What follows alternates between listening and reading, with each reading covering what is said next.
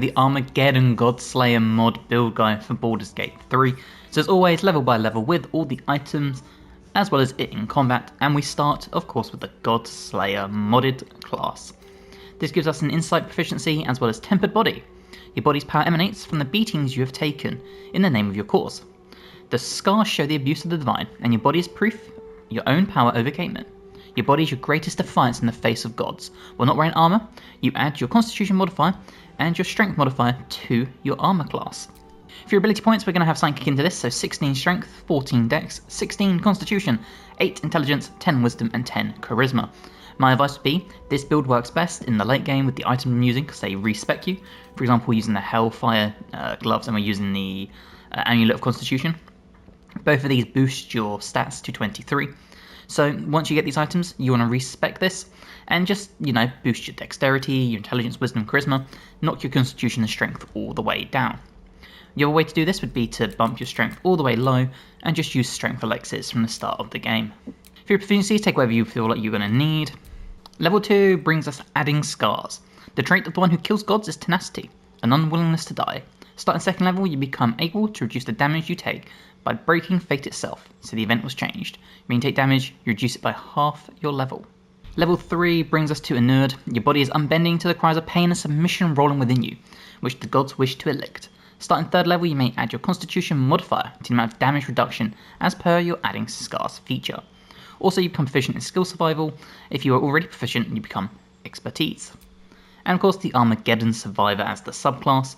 A survivor never stops. They always get back up. Even if fire comes, they will endure and live, like cockroaches.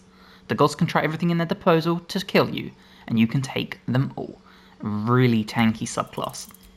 Okay, for a feat, the very first one we're going to take is Great Weapon Master. So when you land a critical hit or kill a target with a melee weapon attack, you can make another melee attack as a bonus action that turn. Also, we're able to take a -5 solid attack roll penalty to gain a +10 solid damage boost. So if you have a 90% chance to hit, you can bump it down and you can take extra damage.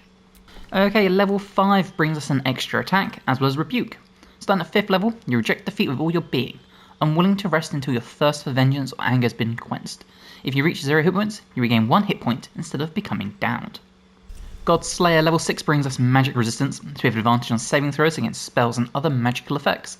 Godslayer level 7 gives us Visionary. Starting at 7th level, as the one who breaks the iron grip of the divine in this world, you can perceive beyond the normal mortal sights. You gain the ability of blindsight. We also get Insurmountable. You bolster your defences as you prepare for the final assaults those pathetic, desperate deities send your way. You're immune to disease, poison damage and being poisoned. You also gain advantage for constitution saving throws. The Godslayer level 8 gives us our next feat, and for this one we are going to come all the way to the bottom and we're going to take Savage Attacker. When making melee weapon attacks, you roll your damage dice twice and use the highest result. Nice way of boosting your damage output.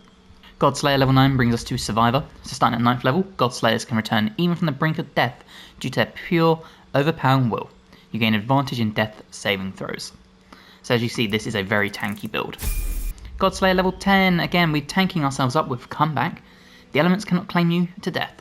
Starting at 10th level, when you revive with the Rebuke feature, you now gain half your max HP. And we get to pick a passive, and for this one I would personally pick Survivor Resistant Psychic, but again take a damage type that you think you're going to need the most. Godslayer level 11 gives us another passive, and for this one we get Apostate Weapons, which means we cannot be deterred, and you will harm all of them and murder them brutally once you get your hands on them. Choose any creature type, and you gain advantage against that chosen. I would personally take Undead, but again option is really up to you. Godslayer level 12, our final level, gives us a new feat. And for this one, we're going to take the Alert feat. Again, +5 bonus to initiative and cannot be surprised. Okay, when it comes to your items, we are going to be using, for a helmet, the Helldusk helmet. Gain Infernal Sight, so we can see in magical and ordinary darkness up to 12 meters and cannot be blinded. Magical Durability, we have a +2 bonus to saving throws against spells.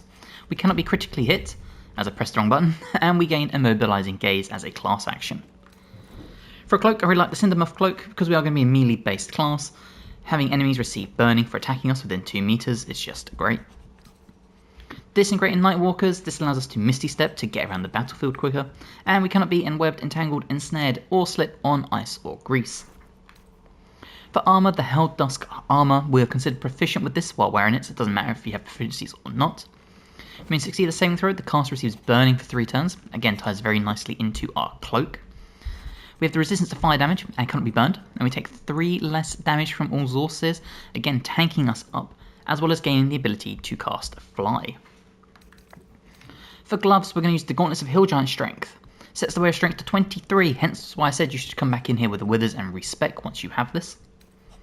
The Killer Sweetheart, so when you kill a creature, your next attack will be a critical hit.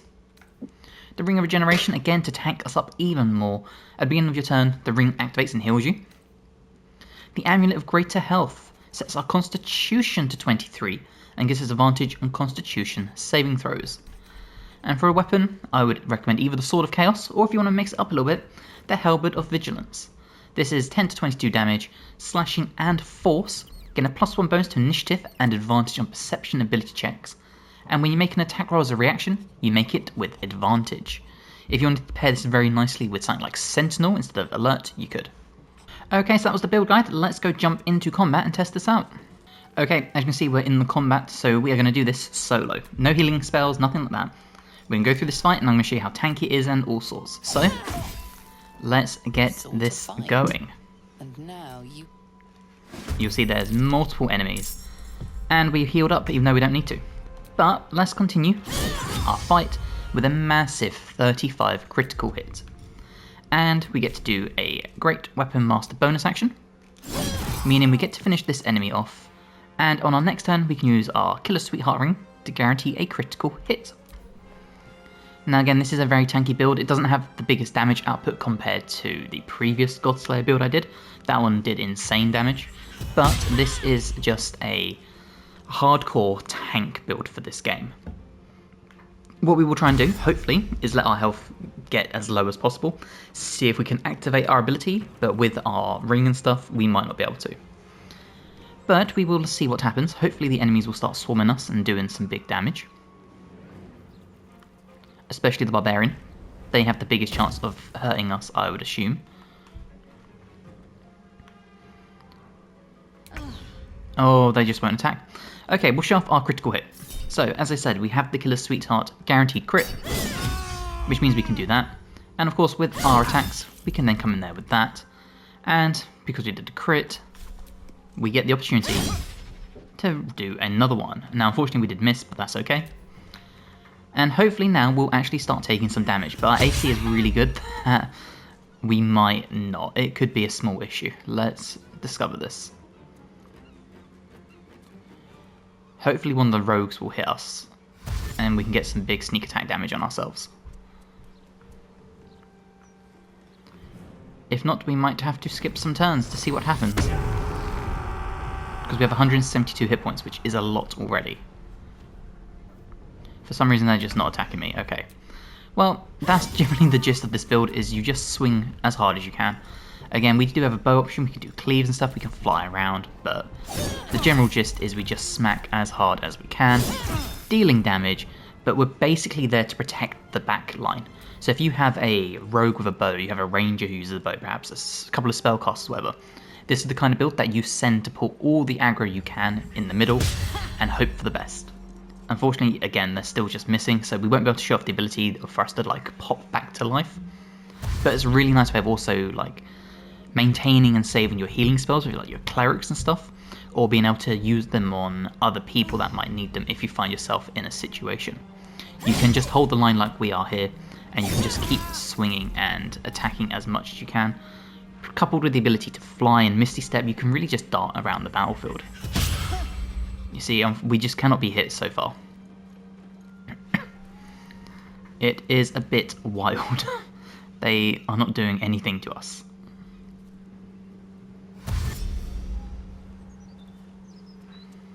And I'm not really sure what is happening. Even they didn't attack me, how very weird. And you see, because we did our attacks, eventually, if we would have killed him, we could have done another Great Weapon Master attack. We can't. Are we going to get lucky now with any more attacks? Or are we just such a defensive beast that they can't hit me? Again, another miss. And again, like I said, so we could Misty Step, come up here out of danger, just come where the two enemies are. And just helps us get around the battlefield, helps us create like choke points if we need to protect our allies. And we could do a thing like a cleave and attack both the enemies at once. And there you go, you see we missed the first one, but we did hit the second. But that allows us to then come in and do like a rush, laser it. We can do a normal attack, which we'll do here. Lots of good abilities on the battlefield. And this is the gist of the whole build. You'll see we still have all our hit points and we're on the last enemy. We've taken absolutely no damage, we tanked everything. We killed everyone, it's just been a massacre. And again, if you put this in a boss fight and you have like your spellcasters to deal huge damage, you can just hold the line the entire fight. Between flying and Misty Step, you really can just be an unkillable warrior and allow your other characters, your bigger DPS characters, to just melt all the enemies. So I really hope you've enjoyed this build guide. If you have, please let me know in the comments below and let me know what you'd change about it, any other abilities, items, all that fun stuff. If you haven't already, please like the video and subscribe to the channel for more. I've got other build guides. I'm doing Dragon Age to Veilguard build guides too. If you want to show some support to the channel, you become a member today by pressing the join button for less than a cup of coffee a month, and it supports me and I greatly appreciate it. And if you haven't already, I'll see you in the next one. Bye guys.